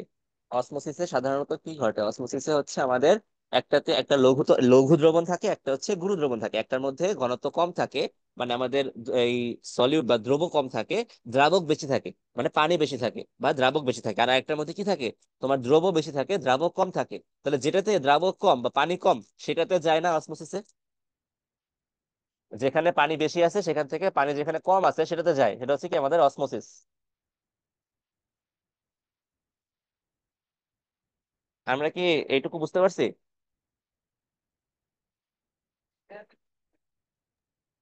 স্যার তাহলে একটু বেশি ঘনত্ব থেকে কম ঘনত্ব নেওয়া যাবে? বেশি ঘনত্ব হলো, দেখো তো ঘনত্ব কাকে বলে। ঘনত্ব হচ্ছে যেখানে, ঘনত্ব আমরা কাকে বলি সাধারণত, যে কোনো একটা দ্রবণের মধ্যে দ্রাবক আর দ্রব দুইটা জিনিস থাকে, তাই না? একটা হচ্ছে দ্রাবক আর একটা হচ্ছে দ্রব, এই দুইটা মিলে হয় হচ্ছে আমাদের দ্রবণ। এখন দ্রবের পরিমাণের উপর ঘনত্ব নির্ভর করে। দ্রব যদি বেশি থাকে আমার ঘনত্ব বেশি, দ্রব যদি কম থাকে ঘনত্ব হচ্ছে আমার কম। এখন দ্রব কম আছে তার মানে কি দ্রাবক অবশ্যই বেশি আছে। তাহলে দ্রব কম থাকলে সেটাকে বলা হয় ঘনত্ব কমের দ্রবণ, কম ঘনত্বের দ্রবণ। তাহলে কম ঘনত্বের দ্রবণে অবশ্যই দ্রাবক বেশি থাকবে।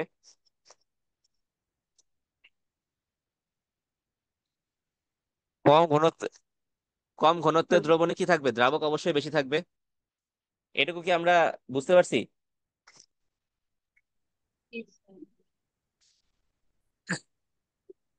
কি বুঝতে পারছি আমরা?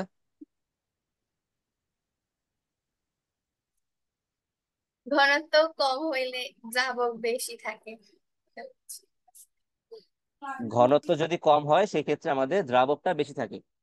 ঠিক আছে, ঘনত্ব কম হইলে আমাদের দ্রাবক বেশি থাকে, এটাতে ডাউট দিলে হবে না। তাহলে অসমোসিস কোনটা, কোন ঘনত্ব থেকে কোন ঘনত্বের দিকে যায়? অসমোসিস পড়াচ্ছি তোমাদের এখন, অসমোসিস তো আমাদের জানা থাকার কথা ছিল। স্যার কম ঘনত্বের থেকে বেশি ঘনত্বের দিকে।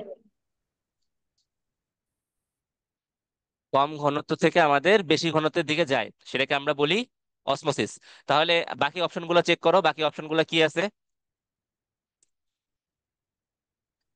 স্যার এটা সি নাম্বার হবে না, ঘনত্ব। বাকি অপশনগুলো চেক করো, আমাদের কি হয়, অসমোসিস কোন দিকে ঘটে? অসমোসিস কি কম ঘনত্ব থেকে বেশি ঘনত্বের দিকে যায়? সরি, এফিউশন বা ব্যাপন, ব্যাপন কি কম থেকে বেশি দিকে যায় জি না বেশি না, থেকে কমের দিকে যায়? উচ্চ ঘনত্বের থেকে নিম্ন। নিম্ন ঘনত্বে যায়। তাহলে ব্যাপন আর অসমোসিস দুইটা বিপরীত প্রক্রিয়া। ঠিক আছে, ব্যাপন এবং অসমোসিস দুইটা বিপরীত প্রক্রিয়া। এটা কিন্তু মনে রাখবো সব সময় আমরা, যে ব্যাপন এবং অসমোসিস এই দুইটা হচ্ছে আমাদের বিপরীত প্রক্রিয়া। ব্যাপনে উচ্চ ঘনত্ব থেকে কম ঘনত্বের দিকে যায়, আর অসমোসিসে উল্টা কাজ ঘটে, কম ঘনত্ব থেকে বেশি ঘনত্বের দিকে যায়। কারণ কি, কারণ এখানে অসমোসিসে মুভ করে কে, দ্রাবক। আর দ্রাবক বেশি থাকে কোথায়, যেটার ঘনত্ব কম সেখানে দ্রাবক থাকে বেশি। ঠিক আছে, তাহলে এটার অ্যান্সার হবে কত, অ্যান্সার হবে সি, ভর ও ঘনত্ব। এটা ডিপেন্ড করে ভর ও ঘনত্বের উপর, কারণ ব্যাপনের মধ্যে চাপের কোনো সম্পর্ক নাই। ইফিউশনে চাপের সম্পর্ক আছে কিন্তু ব্যাপনে চাপের সম্পর্ক নাই। তাপমাত্রার সাথে ব্যাপনের তোমার সম্পর্ক আছে, কিন্তু আকর্ষণের কোনো সম্পর্ক নাই। তাহলে সবগুলারই একটা একটা করে মিল আছে, কিন্তু ভর ও ঘনত্ব এই দুইটারই সম্পর্ক আছে কার সাথে, ব্যাপন এবং নিঃসরণ দুইটার সাথেই ভরেরও সম্পর্ক আছে, ঘনত্বেরও সম্পর্ক আছে। হ্যাঁ, সিদরাতুল মুনতাহা। স্যার আপনি বলছেন ব্যাপন এবং নিঃসরণ হচ্ছে বিপরীত প্রক্রিয়া, কিন্তু নিঃসরণ বায়োলজি না, নিঃসরণ মানে না। হচ্ছে ওসমোসিস অভিস্রবণ। হ্যাঁ, বায়োলজি বইতে লেখা ছিল অভিস্রবণ হচ্ছে বা ওসমোসিস হচ্ছে মানে ব্যাপনই, মানে একটু ঘুরে ফিরে যে লেখা ব্যাপন ওটা। দেখো এখানে ব্যাপন এটা কোন সেন্সে, ব্যাপন হচ্ছে এখানে দ্রাবকের ব্যাপন ঘটতেছে। দ্রাবকের কিন্তু ঠিকই ব্যাপন ঘটতেছে। দ্রাবক কোন জায়গায় বেশি আছে, দ্রাবক কিন্তু ঠিকই বেশি থেকে কমে যাচ্ছে। আমার দ্রাবক, দেখো দ্রাবক কিন্তু অবশ্যই বেশি থেকে কমে যাচ্ছে। আমি দুইটা আলাদা এই যে চিন্তা করি, একটা এটা হচ্ছে একটা দ্রবণ ওয়ান, এটা হচ্ছে আমার দ্রবণ টু। ঠিক আছে, এটার হচ্ছে ঘনত্ব কম, এটার ঘনত্বটা কম। ঘনত্ব কম থাকলে আমরা কি বলছি, ঘনত্ব কম মানে দ্রব্য কম। দুইটা সেম অ্যামাউন্ট, ভলিউম দুইটার সেম। ঠিক আছে, দুইটার আয়তন সেম, আমি ধরে নিলাম দুইটার আয়তন হচ্ছে সেম। তাহলে বাম পাশেরটা যদি ঘনত্ব কম হয় তাহলে সেটার মধ্যে দ্রব্য কম আছে। এটুকু কি বুঝতে পারছি? জি স্যার। কারণ আমরা ঘনত্ব নির্ণয় করি হচ্ছে কি, দ্রব্য কতটুকু আছে, দ্রাবকের মধ্যে দ্রব্য কতটুকু আছে সেটা দিয়ে আমরা ঘনত্ব নির্ণয় করি। তাহলে ঘনত্ব কম মানে কি, আমার দ্রব্য কম আছে। আর দ্রব্য কম থাকা মানে কি, ভলিউম তো আমাকে সেম করতে হবে, ভলিউম সেম রাখার জন্য আমার দ্রাবক কি বেশি থাকতে হবে। দেখো তো বুঝো কিনা। জি স্যার, বুঝছি। আচ্ছা, আবার সেম ভাবে ডান পাশেটা যদি ঘনত্ব বেশি হয়, ঘনত্ব বেশি হলে সেটার মধ্যে দ্রব বেশি, দ্রব যদি বেশি হয় তাহলে দ্রাবক অবশ্যই কম। আবার এই যে এটার মাঝখানটা যদি একটা অর্ধভেদ্য ঝিল্লি হয় বা সেমি পার্মিয়েবল মেমব্রেন হয়, তাহলে কোন দিক থেকে কোন দিকে যাবে বলো আমাকে এখন।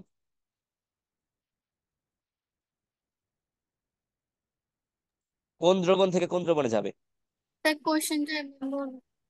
দ্রবণ দ্রবণ এক, এক নাম্বার দ্রবণ হচ্ছে কম ঘনত্বের একটা দ্রবণ যেটার মধ্যে দ্রাবক বেশি আছে। আর দ্রবণ দুই হচ্ছে একটা বেশি ঘনত্বের দ্রবণ যেটার মধ্যে দ্রাবক আমার কম আছে। এখন মাঝখানেরটা হচ্ছে একটা সেমি পার্মিয়েবল মেমব্রেন বা অর্ধভেদ্য ঝিল্লি, যেটার মধ্যে দিয়ে শুধুমাত্র দ্রাবক যেতে পারে, দ্রব যেতে পারে না।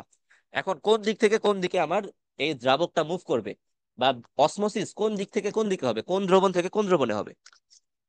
দ্রবণ 1 থেকে 2 এর দিকে হবে। দ্রবণ অবশ্যই কি 1 থেকে 2 এর দিকে হবে।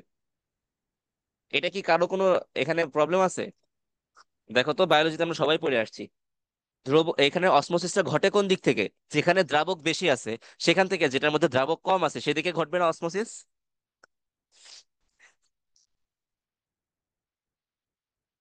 মনে পড়ছে? হ্যাঁ। বা অভিস্রবণ। আমাদের একটা যদি পানির মধ্যে কিসমিস রেখে দেই, তাহলে কি কিসমিস থেকে ভিতর থেকে বাইরে পানি আসবে, নাকি বাইরের পানি থেকে কিসমিসের ভিতরে ঢুকবে? বাইরের পানি থেকে কিসমিসের ভিতরে ঢুকবে। তাহলে কিসমিসের ভিতরে তোমার পানি কি কম ছিল না বেশি ছিল? অবশ্যই কম ছিল। তাহলে যেটার মধ্যে দ্রাবক বেশি সেখান থেকে যেখানে দ্রাবক কম সেদিকে যাচ্ছে। এই এই সেন্স যদি চিন্তা করো, যে দ্রাবকের উচ্চ মাত্রা থেকে নিম্ন মাত্রায় যাচ্ছে, তাহলে সেটা কি ব্যাপন আর অসমোসিস একই রকম।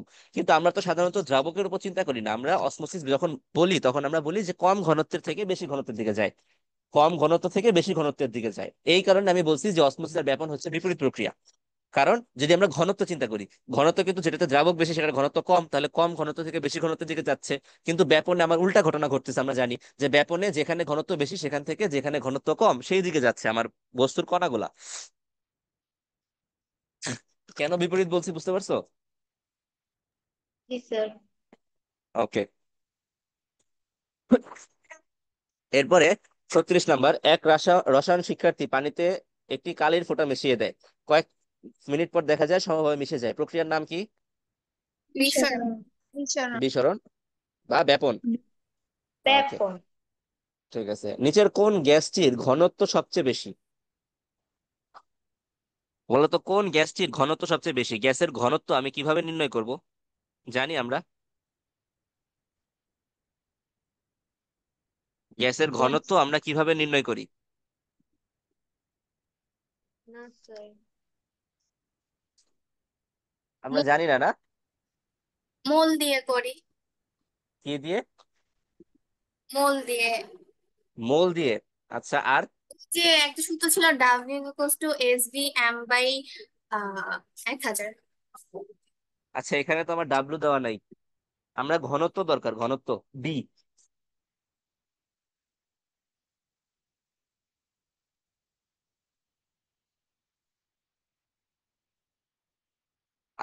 কেউ ট্রাই করবে?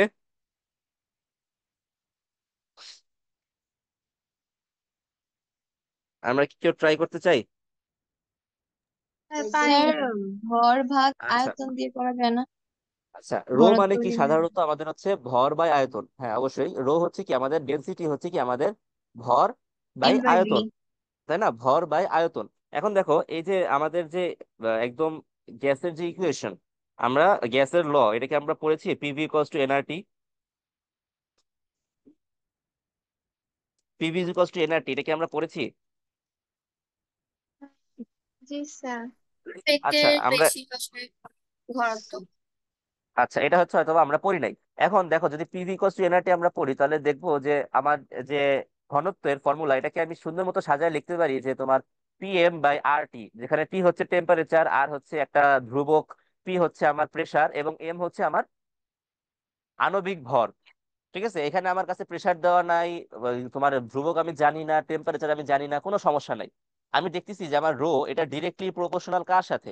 তার আণবিক ভরের সাথে, তাই না? দেখো তো গ্যাসের যে ঘনত্ব, এই ঘনত্বটা ডিরেক্টলি কার সাথে প্রপোর্শনাল? বা কার সাথে সমানুপাতিক? আমার আণবিক ভরের সাথে সমানুপাতিক। আমি এখানে আণবিক ভর বের করে দেখি, যেটার আণবিক ভর সবচেয়ে বেশি হবে সেটার ঘনত্ব আমি সবচেয়ে বেশি ধরে নিতে পারবো। কারণ আমি ধরে নিব যে এইগুলা সবগুলা সেম ভলিউমে আছে। আমাকে বলে দেয় নাই যে ভলিউম কত, আমাকে বলে নাই, কিন্তু আমি ধরে নিব যে সবগুলো একই ভলিউমে যদি থাকতো, তাহলে কোনটার মাস বা আণবিক ভর সবচেয়ে বেশি, যেটার আণবিক ভর সবচেয়ে বেশি সেটার ঘনত্বই সবচেয়ে বেশি। ঠিক আছে? তাহলে আমরা কি কি দিয়ে চিন্তা করব? যদি আমাকে কখনো গ্যাসের ঘনত্ব নিয়ে চিন্তা করতে হয়, তাহলে আমি অবশ্যই আণবিক ভর নিয়ে চিন্তা করব, যে আমার আণবিক ভর কোনটার বেশি কোনটার কম। ঠিক আছে? তাহলে আণবিক ভর যদি চিন্তা করি, দেখো তো SO2 একটু আগে বের করছিলাম, কত ছিল? 64 ছিল। নাইট্রাস অক্সাইড কত ছিল? 46। কত ছিল মনে আছে? 46। 46। 46 ছিল। 46। এটা ছিল কত? 44। 44। আর এটা কত ছিল? এটা 80। এটা তো ছিল না, এটা হচ্ছে কত? 32 প্লাস তিনটা অক্সিজেন 48। কত হয়? 60। আর হচ্ছে কত? 80। 80। 80, তাই না? তাহলে সবচেয়ে বেশি ভর কার? SO3। SO3। SO3 এর ভর সবচেয়ে বেশি। তাহলে আমি যদি ধরে নিই সবগুলা সেম ভলিউমে আছে, সবগুলার আয়তন যদি সেম হয়, তাহলে ঘনত্ব সবচেয়ে বেশি কার হবে? SO3। সালফেটের। ও SO3। সে সালফার ট্রাই অক্সাইড, এটা সালফেট না। SO4 হচ্ছে সালফেট, SO4 2 হচ্ছে সালফেট। এটা হচ্ছে সালফেট, এটা হচ্ছে সালফার ট্রাই অক্সাইড। তাহলে যদি এটা SO3 2 হইতো, তাহলে সেই ক্ষেত্রে সেটা সালফাইট হইতে পারতো, কিন্তু এটা SO3 2 না, সো এটা হচ্ছে সালফার ট্রাই অক্সাইড। ঠিক আছে? আচ্ছা, তো তোমাদের টাইম মনে হয় শেষ। এখানে বেশ কয়েকটা MCকিউ আছে এবং কিছু তোমার ছোট প্রশ্ন আছে।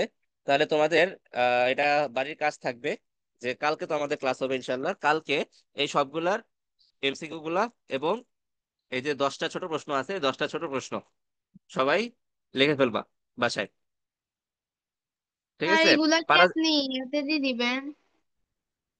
হ্যাঁ, আমি স্লাইড দিয়ে দিব, এটা তোমাদেরকে দিয়ে দিব,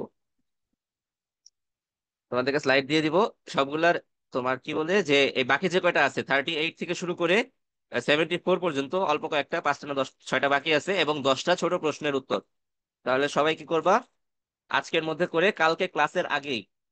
আগামীকাল কি তোমার ক্লাস করার সময়? 8টা 15। আগামীকাল ক্লাস হচ্ছে কয়টায়? 9টা 15-তে না? 7টা 15। আচ্ছা, 7টা 15-তে, ঠিক আছে। তাহলে আগামীকাল 7টা 15-র আগেই তোমরা সবাই এই কয়টা লিখে ছবি তুলে হোয়াটসঅ্যাপে দিয়ে দিবা। স্যার ঠিক ইনবক্সে আছে? দিব আপনার নাকি না গ্রুপে? না, গ্রুপে দিবা, গ্রুপে দিবা। আচ্ছা। সবাই এটা, এই যে কয়টা ছোট প্রশ্ন আছে এবং যে কয়টা MCকিউ বাকি আছে, এগুলার অ্যান্সার গুলা তোমার লিখে সেটা ছবি তুলে, ছবিগুলো একসাথে দিবা, PDF করতে পারলে ভালো, PDF আকারে দিয়ে দিলে সবচেয়ে বেটার হয়। যে যে কোনো ক্যাম স্ক্যানার বা যে কোনো কিছু দিয়ে ছবি তুলে ডিরেক্টলি PDF এ কনভার্ট করে সেটা তোমার হোয়াটসঅ্যাপে দিয়ে দিবা, তাহলে সুবিধা হয়। আর যদি PDF করতে কারো খুব একান্তই কষ্ট হয়, তারা ছবি দিবা, একসাথে দিবা, একটা একটা করে না। একদিন বানাইছি গ্রুপে। ঠিক আছে? কারো কোনো জি কোয়েরি আছে? স্যার। স্যার, গ্রুপে পাঠানোর থেকে আপনাকে পাঠিয়ে দেবো। বুঝি নাই। আমরা কি এটা গ্রুপে পাঠাবো? গ্রুপে, গ্রুপে।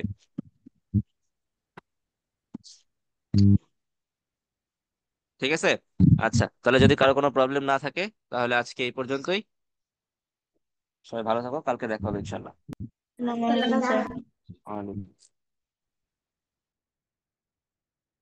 আচ্ছা।